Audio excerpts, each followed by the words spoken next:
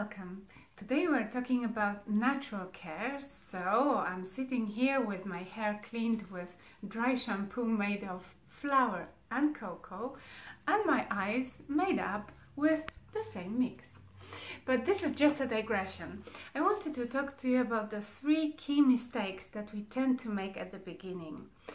The very fact of switching to natural cosmetics is a great idea and I congratulated on that already. However, one most common mistake is that we rely on oils and oils only to provide moisture and protection.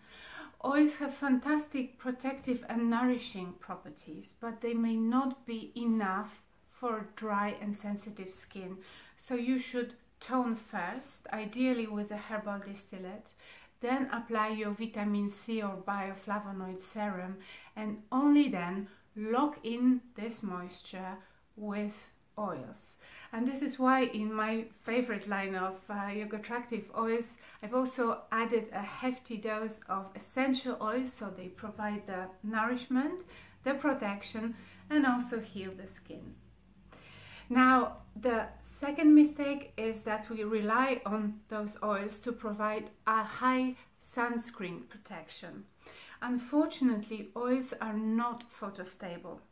You know that this protection is key against UVB and UVA, so even on a cloudy day you need to protect yourself, but you need to find a good sunscreen, and now the natural ones no longer give you a ghostly white face. And the third mistake is that you switch to natural care for your face and neck products, but you forget about your body care. And this is a great area of the skin that equally deserves the best. And here you can do a lot, apart from enriching your natural balm with natural oils.